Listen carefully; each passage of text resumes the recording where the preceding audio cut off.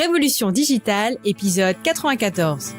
Hey, this is John Lee Dumas of EO Fire, and you're listening to Revolution Digital with Francois Lambert. Each week, Francois brings you global business leaders sharing the secrets of their success in French. Francophone entrepreneurs, this is for you. Prepare to ignite.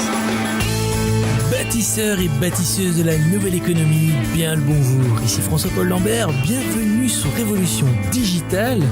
Cette saison, nous diffusons depuis l'Australie. Et si c'est la première fois que vous nous écoutez, je m'entretiens chaque semaine avec des entrepreneurs et entrepreneurs inspirantes partout à travers le monde. Nous parlons de leur aventure entrepreneuriale, de comment ils et elles ont lancé leur business et les leçons tirées de leurs échecs. Si vous êtes à la recherche de sens dans votre travail, si vous vous dites « Je ne veux pas juste être le maillon d'une chaîne, je veux être indépendant et faire une différence », vous êtes au bon endroit. La vie est trop courte pour la passer à être malheureux dans son travail. Vous avez en vous énormément à offrir. Et avec Révolution Digitale, nous allons non seulement vous donner de l'inspiration, mais aussi des outils et des recommandations concrètes que vous pourrez mettre en œuvre chaque semaine pour faire ce que vous avez toujours vraiment voulu faire et travailler pour votre rêve, pas celui de quelqu'un d'autre. Alors si ce n'est déjà fait, n'oubliez pas de vous abonner gratuitement au podcast sur votre plateforme préférée pour recevoir directement chaque nouvel épisode. Vous êtes la tribu digitale. C'est parti. Slasher, une personne qui cumule plusieurs jobs en même temps. Depuis plusieurs années, ce concept est devenu un véritable mode de vie, au point de s'imposer comme un véritable phénomène de société. Slasheuse pleinement assumée, notre invitée du jour est tour à tour coach, formatrice, consultante, auteure, passionnée depuis toujours par le capital humain et sa capacité à contribuer au bon sens du monde. Ses activités s'articulent autour du développement durable et du développement personnel et professionnel. Elle révèle ainsi les multiples potentiels de chacun et bien évidemment des slasheurs qui s'ignorent, ainsi que des organisations en quête d'agilité. Elle vient de publier récemment son nouveau livre « Profession slasher, cumuler les jobs, un métier d'avenir ». Premier ouvrage en France qui aborde ce sujet. Tribu Digital, bienvenue dans le monde de la multipotentialité avec notre invitée du jour, Marielle Barbe. Salut Marielle. Salut François. Comment vas-tu ? Ah, ça va très bien. Ça va super bien. Et j'adore le concept dont on va parler aujourd'hui, le concept des slashers. Alors, je te pose notre petite question d'introduction du podcast. Est-ce que tu es prête à nous inspirer aujourd'hui, Marielle ? Ah, j'espère. N'espère pas, je suis sûr que ce sera le cas. Alors Marielle, est-ce que tu veux rajouter quelque chose à cette petite introduction qu'on vient de faire ? Et avant qu'on parle de tes projets, avant qu'on parle de ton livre, est-ce que tu peux nous donner peut-être un aperçu de ta vie personnelle, peut-être une anecdote, quelque chose que l'on ne sait pas sur toi ? Écoute, je crois que les gens qui me connaissent le savent parfaitement bien, mais je suis une personne insatiablement curieuse, et je dirais que mon surnom, ça pourrait être en même temps. Bon, ça a été pris par notre président pendant sa campagne, mais ça me caractérise totalement. Voilà. Voilà, cela te caractérise jusqu'à ce que tu fais, puisque maintenant tu viens de publier un livre qui s'appelle Slasher, Profession slasher même, et qui est un peu faire tout en même temps. Alors voilà, est-ce que tu peux nous en dire un peu plus à propos de ce livre ? Est-ce que tu peux aussi nous en dire plus à propos de ce que tu fais, tous les métiers que tu as, comment tu génères tes revenus et pourquoi tu as choisi finalement ce mode de travail, ce business model ? Alors, plusieurs questions. Je suis une slasheuse en fait depuis toujours, mais je ne le savais pas. J'ai mis 45 ans à le découvrir. J'ai découvert que j'aimais faire des choses complémentaires, différentes, et que mon épanouissement passait vraiment par le fait de cumuler, de faire se croiser des activités qui font appel autant à la tête, au cœur qu'au corps, et puis qui font autant appel à des moments d'introspection que des moments de partage dans du collectif, que de créativité, que de travail plus intuitif. Donc j'ai écrit ce livre effectivement parce que j'ai écrit tout simplement le livre que j'aurais eu envie de lire quand j'avais 20 ans. Parce que j'ai mis 45 ans à m'affranchir du regard que la société et que moi-même je posais sur moi, pensant que j'étais une touche-à-tout, quelqu'un d'instable, qui était peut-être carrément extraterrestre. On me faisait ressentir ça très souvent. Et puis quand j'ai compris que les slashers existaient, en lisant le livre de Marcial Bauer, qui en 2008 a publié un ouvrage qui expliquait un peu comment fonctionnaient ces personnes aux multiples casquettes, je je me suis dit, mais en fait, je ne suis pas seule. Ça, c'est sûr. C'était une révélation pour moi, mais surtout, j'ai découvert que plein de gens étaient slasheurs et souffraient aussi de ne pas rentrer, notamment en France, hein, où on est quand même dans une société très mononormée. Eh bien, je me suis dit, je vais écrire un livre pour aider ces personnes-là à comprendre que dans le monde d'aujourd'hui, elles sont les personnes les plus adaptées pour faire face aux évolutions de la société, pour faire face à l'évolution du monde du travail, et puis surtout leur donner des clés pour comprendre comment elles fonctionnent et pour se positionner dans ce monde en France qui n'est encore pas totalement adapté, où quand on est un slasher, on est un rond qui essaie d'entrer dans un carré quand même. Hein. Voilà. Oui, et c'est pas un petit livre, hein, donc si j'ai bien vu, il fait plus de 300 pages, donc il y a quand même matière à discuter. Et je voulais te demander, donc voilà, avec des outils justement, hein, c'est-à-dire qu'il permet de comprendre le phénomène d'un point de vue sociologique, d'un point de vue du développement personnel et professionnel, mais et donc j'y ai joint des outils pour que les personnes puissent cheminer et découvrir comment elles fonctionnent.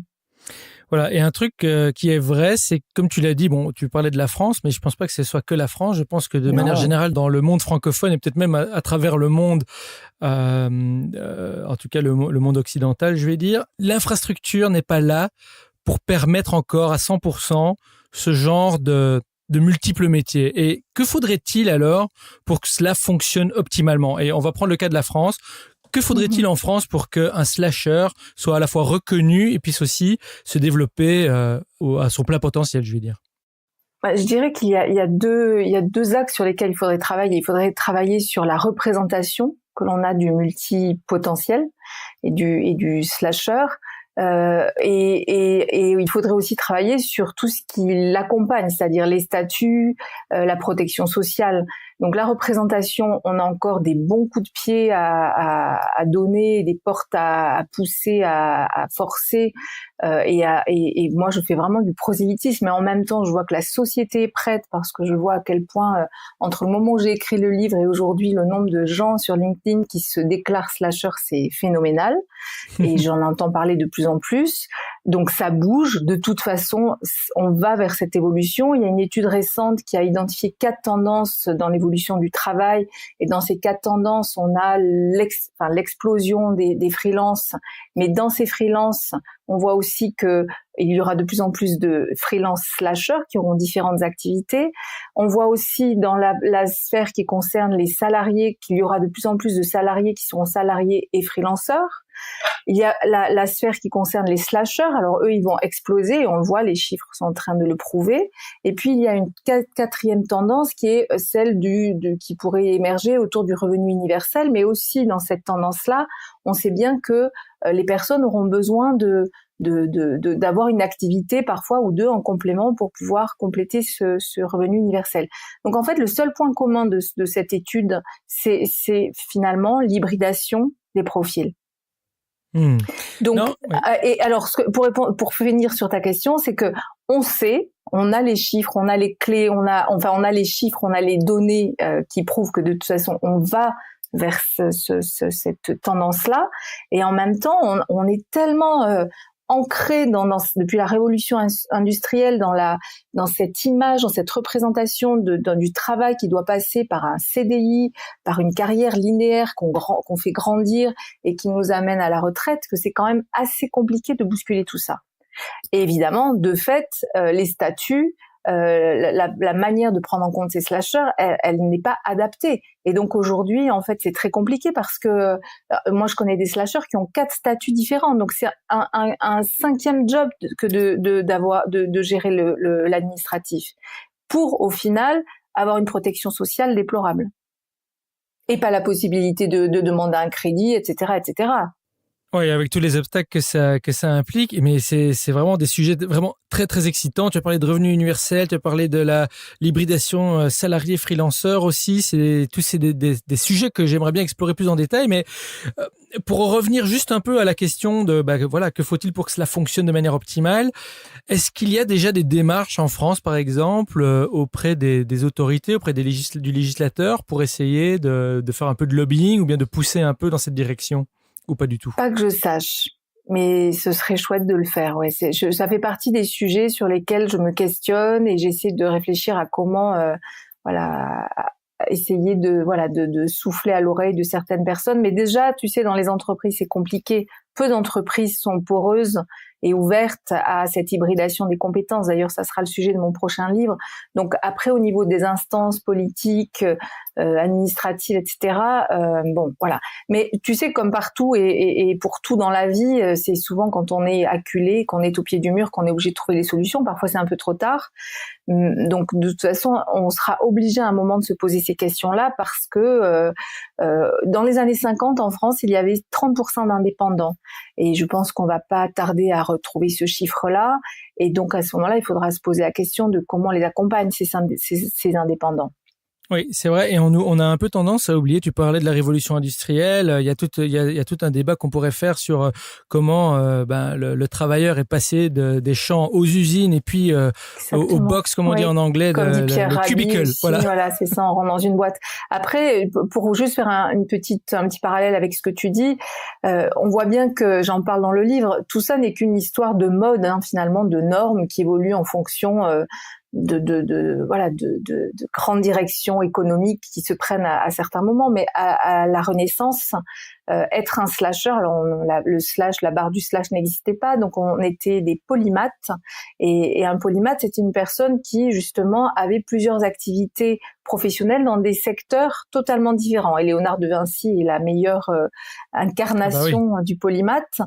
Et au contraire, à ce moment-là, contrairement à notre époque, c'était extrêmement bien vu d'être un polymathe. C'était à la mode, c'était la norme. Faire une seule activité, c'était suspicieux. Alors qu'aujourd'hui, on pose un regard suspicieux sur le slasher en se disant, il en fait trop et trop. S'il en fait trop, c'est que peut-être il fait aucune de ses activités correctement. Oui, mais comme tu dis, c'est aussi un effet de mode, c'est un effet générationnel et le slasher qui revient peut-être à la mode par rapport à ce que le polymathe était à la Renaissance, crée peut-être une tension avec les générations précédentes qui, eux, ont connu peut-être un cadre plus strict, plus dur. Et voilà, il va y avoir des choses à développer là-dedans. Et pour revenir à la question des entreprises, du salariat et, par exemple, être un salarié et un freelanceur, les entreprises sont peureuses. Mais ce que je voulais dire, c'est que comment est-ce que c'est possible en France d'être à la fois salarié et freelanceur? Parce que la plupart des grandes entreprises, elles vont mettre un contrat, que ce soit dans un CDI ou un CDD, il va y avoir une clause qui va dire vous ne pouvez pas faire une activité sur le côté. Alors, comment est-ce qu'on contrecarre ça? Est-ce qu'il faut rien dire ou est-ce qu'on peut négocier avec l'entreprise?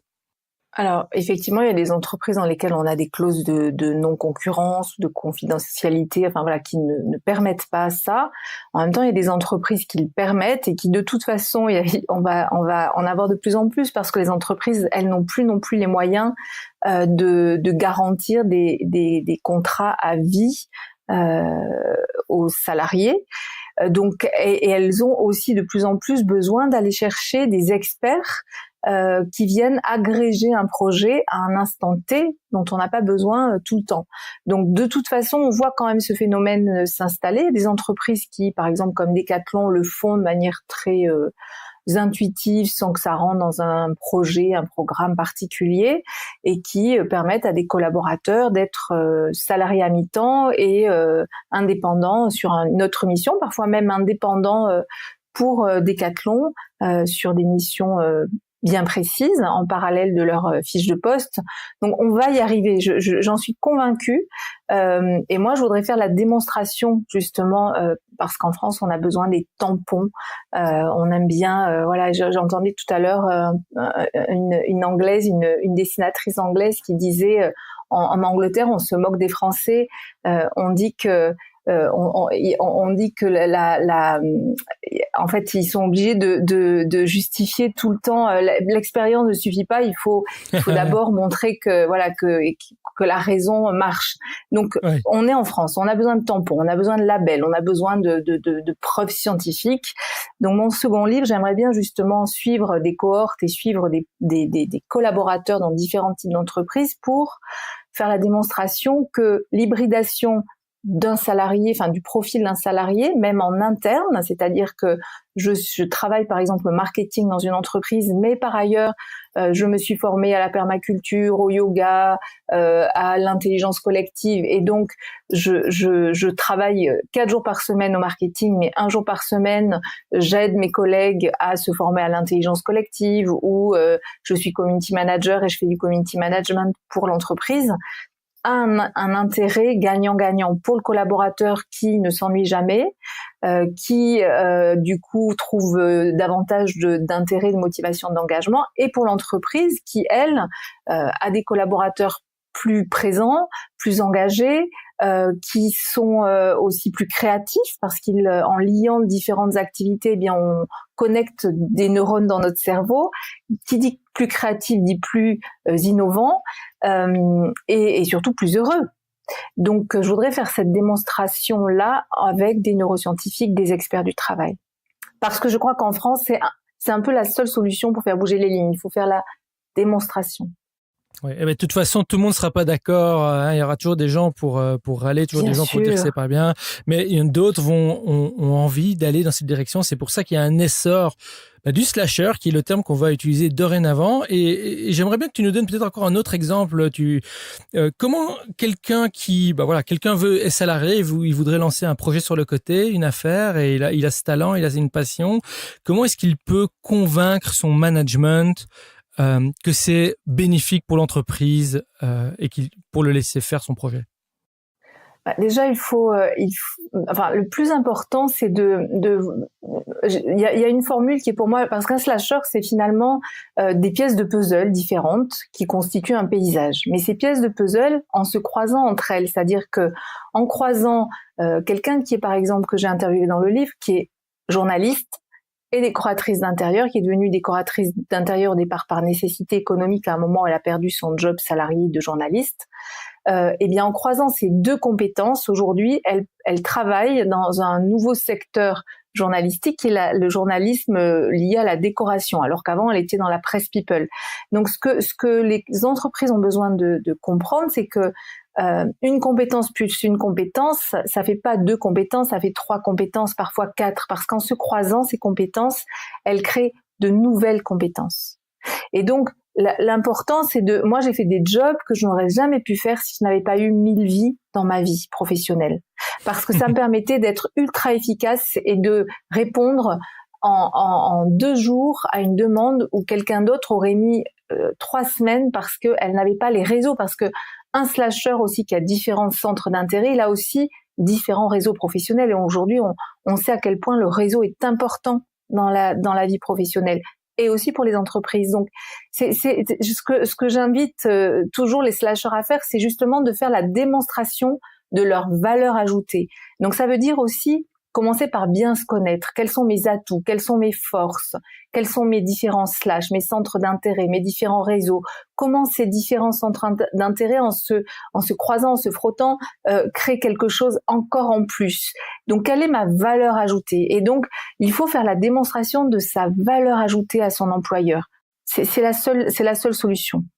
Et de prendre des exemples aussi, parce qu'on se gosse sur on est là, moi la première, avant que je fasse mon coming out de slasheuse, je regardais certains artistes en me disant quelle chance, il est à la fois compositeur, réalisateur, il fait ci, il fait ça, etc. Et puis il a monté un business.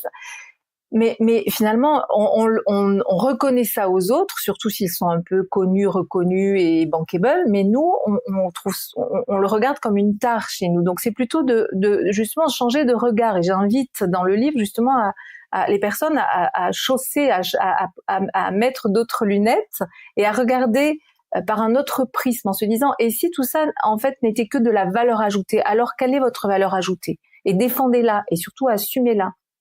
Quelle est votre valeur ajoutée? Merci vraiment pour ça, Marielle. Mais j'ai lu sur ton site, pardon, pas dans ton livre, mais que tu mentionnais qu'il y avait environ 4,5 millions de slashers en France. Oui. C'est pas rien quand même. C'est pas rien, ça représente 16% de la population active. Moi, je pense qu'en réalité, on est beaucoup plus nombreux parce que je pense que plein de gens sont passés à la trappe du filtre de cette étude. Une dernière étude qui est sortie là récemment dit que 9% des personnes aujourd'hui salariées ont une deuxième activité en parallèle et que 29%, donc c'est-à-dire presque 30%, souhaiteraient avoir au moins 2 activités professionnelles en même temps. On est dans on est dans une vraie révolution silencieuse, hein, mais aujourd'hui, pour les jeunes, les aides, alors ils sont câblés comme ça, ils se posent même pas la question, c'est évident, et je vois depuis la sortie du livre, il est sorti il y a 1 an et demi, à quel point, c'est fulgurant l'évolution, fulgurant. Oui, non, et la nouvelle génération, évidemment, va être beaucoup plus à l'aise avec tous les outils qui existent, qui permettent justement de faire encore plus de choses à moindre coût. Donc, la barrière d'accès pour tous les métiers à travers le monde, maintenant, est beaucoup plus faible. Mais pour ceux qui sont pas nécessairement de cette génération et qui sont déjà des slashers aussi, comment, à l'inverse, tu parlais d'ultra efficacité, mais avoir plusieurs jobs, c'est beaucoup de travail. Comment est-ce qu'on gère des situations comme le burn-out alors? Par exemple. Mais en fait, tu sais, le burn-out, il y a une étude scientifique qui vient de sortir, qui a été menée par l'Institut Pasteur et un neuroscientifique qui dirige cet institut, qui s'appelle Pierre-Marie Liédot. Il a identifié que les 2 plus grands poisons de notre cerveau, ce qui empêche nos neurones actifs de se régénérer, c'est le stress et l'ennui et la routine. Donc le burn-out, les bore-out, etc., à mon sens, ils viennent pas tant de la surcharge mentale, mais ils viennent surtout du fait que aujourd'hui l'entreprise, elle n'est pas capable de suivre l'évolution professionnelle d'un collaborateur au même rythme que son évolution personnelle. Parce qu'aujourd'hui, on peut apprendre par tous les bouts, tout le temps, en permanence, ce qui n'était pas le cas il y a 30 ans avant l'arrivée d'Internet. Donc, moi, je pense que c'est dans ce grand vide là qui se joue entre l'évolution professionnelle qui avance au pas de fourmi et l'évolution personnelle que chacun a, qu'on a un grand gouffre dans lequel on a les burn-out, les bore-out, les burn-out, etc. Effectivement, un slasher, il risque la surcharge mentale, mais en réalité, il ne s'ennuie jamais. Donc, et puis on peut gérer notre temps comme on veut. Et finalement, un slasher, c'est ni plus ni moins un salarié qui doit gérer 4-5 dossiers en même temps. C'est tout. C'est juste qu'on a 4-5 clients ou 4-5 activités différentes, mais c'est pas plus. Enfin, moi, je me sens pas plus en danger que lorsque j'avais une mission salariée où j'avais 4 missions dans ma mission, pas plus. Donc, ce qui prend du temps, en revanche, c'est toute justement la partie administrative, etc., qui est vraiment très très chiante et qui est gérée quand on est salarié. Donc ça, c'est quand même vachement plus simple. Et quand on est indépendant, en général, on n'a qu'un statut. Donc là, on en a plusieurs. Mais sinon, ça ne change rien. C'est la même logique. Et à la différence d'un salarié, on a un atout, c'est que on a en permanence la capacité et on a en permanence la conscience et cette sensation que l'on peut se régénérer en allant explorer des nouveaux territoires, en allant se nourrir. Alors que quand moi j'ai été salariée et que j'ai fait le mauvais choix parfois de choisir le salariat, eh bien à un moment je me sens coincée, je me sens limitée et là je dépéris à petit feu. Et c'est là qu'arrive le burn-out. Donc après, pour terminer sur cette question-là, effectivement, comme dans n'importe quelle activité, il y a une question de priorisation. Et le risque du slasher, c'est qu'il est tellement curieux qu'il peut partir dans tous les sens. Donc il doit, une fois qu'il a trouvé son fil conducteur, ce qui relie toutes ses activités, ce qui correspond finalement à sa raison d'être, eh bien après c'est beaucoup plus simple pour lui de dire ok, ma raison d'être elle est nourrie par telle chose, eh bien est-ce que cette activité qu'on me propose là, qui me fait de l'œil, elle la nourrit? Oui, non. Si c'est oui, eh bien, est-ce que c'est une priorité aujourd'hui dans ma vie? Oui, non. Et ça permet de faire les bons choix. Oui, et comme tu le disais tout à l'heure, un slasher ou une slasheuse ne s'ennuie jamais. Et en tout cas, nous, on ne s'ennuie pas avec tout ce que tu nous dis. Et Tribu Digital, je propose qu'on garde bien ça à l'esprit parce qu'on va maintenant explorer rapidement le parcours entrepreneurial de Marielle, son aventure, le voyage qui l'a amené là où elle est aujourd'hui. Alors, Marielle, commençons par cette question qui s'appelle l'appel à l'aventure. Alors, quand est-ce que tu as su au fond de toi, finalement, que tu voulais faire ça, enfin, que tu voulais être une entrepreneur, que tu voulais être une slasher, faire toutes ces choses en dehors du salariat? Et si tu ne t'es pas lancé tout de suite, qu'est-ce qui t'a retenu? Alors, j'ai jamais su que je voulais être une entrepreneuse en réalité. C'est compliqué pour moi d'être une entrepreneuse dans le sens business parce que je suis pas du tout business. Je construis ma vie de manière très organique. En revanche, oui, j'ai mis 45 ans à comprendre que j'étais une slasheuse et ma vie a changé à partir du moment où j'ai assumé que j'étais une slasheuse et où je l'ai dit, où je l'ai écrit, où j'ai fait mon coming out. Et là, effectivement, ça a été beaucoup plus simple parce que j'ai assumé qui j'étais et j'ai arrêté de me couper les ailes. Et là, finalement, entreprendre, c'était simple parce que je répondais simplement à l'appel de ce que j'avais envie de faire, de ce à quoi j'avais envie de contribuer, ce que j'avais toujours fait avant, mais en pensant qu'un jour, je trouverais le job de ma vie, un jour que j'aurai la révélation de ce pourquoi j'étais faite, de ma vocation, et donc j'attendais que ça tombe du ciel et que quelque chose de un peu comme un mirage, un peu comme le prince charmant. Et finalement, c'est pas du tout comme ça que je fonctionnais. Et quand j'ai compris que finalement c'était en hybridant, en mélangeant différentes choses que je m'épanouissais, eh bien tout s'est clarifié et après tout s'est enchaîné de manière très très simple, mais de manière finalement très simple. Le livre s'est imposé parce que je me suis dit il faut que j'écrive un livre pour aider les gens. Le livre m'a permis de donner d'intervenir dans des tables rondes, des conférences, de découvrir que j'adorais donner des conférences et donc je suis devenue aussi conférencière. Voilà, étonnamment, j'ai écrit un livre pour dire il n'y a pas d'expert et aujourd'hui on m'appelle parce que je suis reconnue comme étant l'expert du slashing. Donc la vie est quand même extrêmement drôle et merveillante parce que c'est dingue quoi. Voilà. Donc, mais pour moi tout ça se fait de manière très organique. Je n'ai pas de grand business plan, business model. Bon. Peut-être je devrais me faire aider par des gens qui sont doués pour ça, mais je ne suis pas douée pour ça. Donc j'essaie pas de me tordre et j'essaie pas d'aller à un endroit où je ne suis pas douée. J'essaie plutôt d'aller chercher, et c'est un peu peut-être un conseil que je donnerais aux personnes et particulièrement aux slasheurs, aller chercher de l'aide à l'endroit où vous n'êtes pas doué. Ça ne sert à rien de se forcer à des endroits où de toute façon on perd de l'énergie, on perd du temps parce que ça ne nourrit pas qui nous sommes et qu'on est moins efficace et qu'on perd du temps alors qu'on pourrait être 10 000 fois plus efficace et surtout percutant et impactant quand on est à sa place. Je ne sais pas si ça répond à ta question parce que je fais toujours des grandes digressions. C'est une très belle digression et j'aime beaucoup cette petite pépite que tu nous donnes d'aller chercher de l'aide là où on n'est pas doué, et c'est un conseil que je prends personnellement à mettre en œuvre moi-même. Merci beaucoup. Et Marielle, ici peut-être à contre-pied, est-ce que tu pourrais nous parler de ton pire moment dans ton parcours entrepreneurial, dans ton parcours en tant que slasheuse? Est-ce que tu peux nous emmener brièvement dans ce moment et nous dire comment tu l'as surmonté? Alors écoute, moi j'ai entrepris, j'ai créé une entreprise qui était une société de communication spécialisée dans l'écologie il y a une dizaine d'années. Effectivement, devoir renoncer à cette entreprise parce que le monde n'était pas prêt à faire appel à des entreprises assez éthiques, ça a été sur le coup très violent parce que c'était vraiment, je l'ai perçu comme un échec. Même si je faisais aussi le constat que je n'étais pas faite pour être chef d'entreprise, pour gérer une boîte, pour avoir des salariés. Donc ça, j'ai appris ça.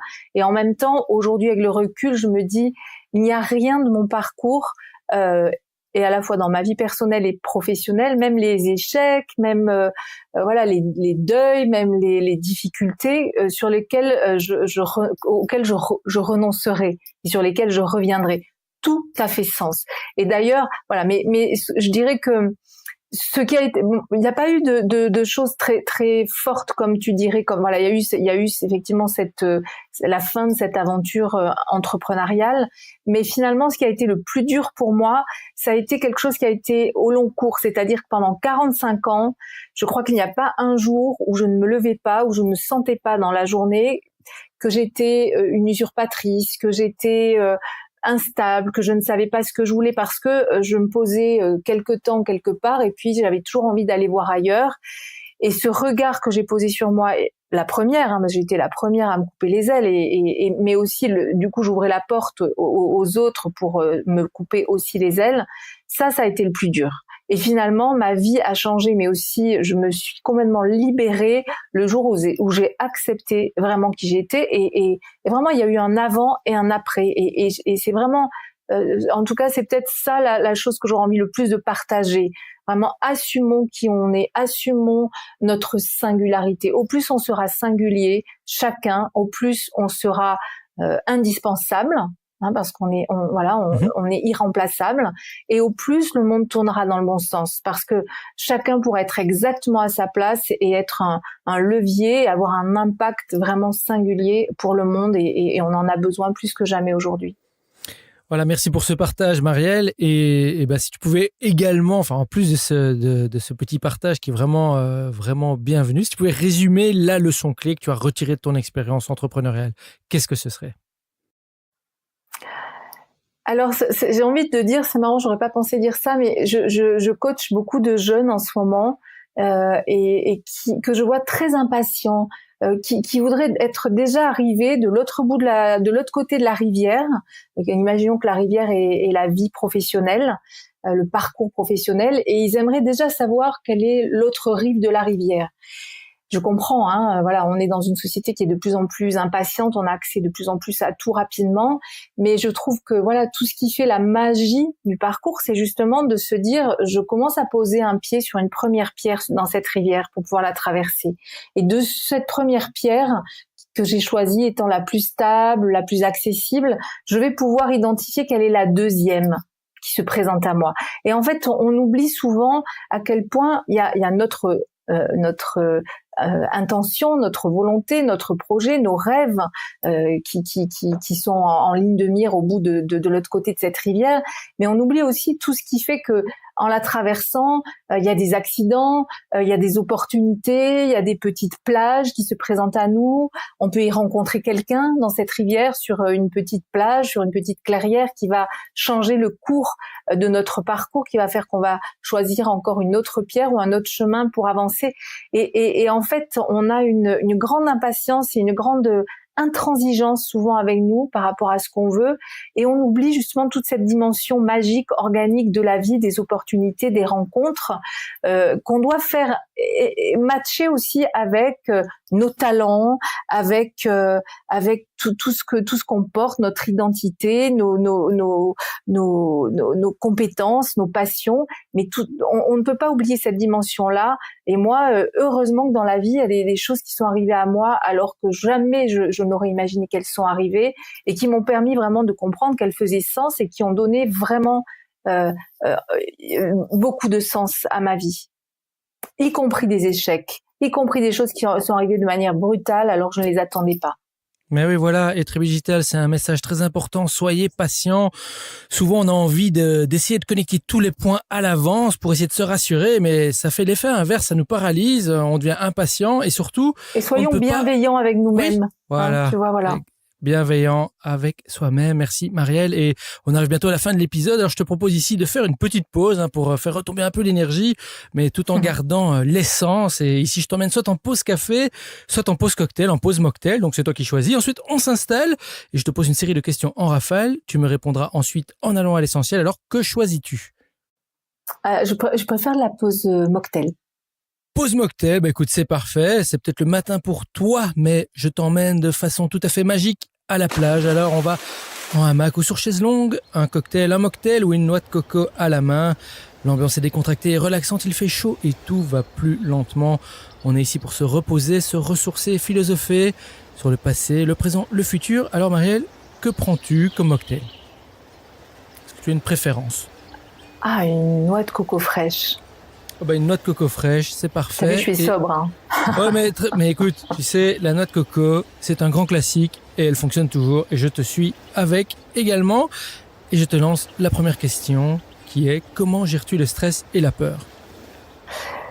Alors, je gère le stress et la peur depuis 3 ans en méditant, en me posant tous les matins, en prenant le temps de respirer au saut du lit, en prenant le temps de regarder tout ce qui est positif dans ma vie, de prendre le temps de juste de célébrer la gratitude, de me réveiller, d'être en vie, d'avoir de la gratitude pour la journée qui se présente à moi, pour toutes les rencontres merveilleuses que je vais y faire, pour tout ce qui va s'aligner. Je me suis ce matin posée en me réjouissant de pouvoir parler avec toi, par exemple.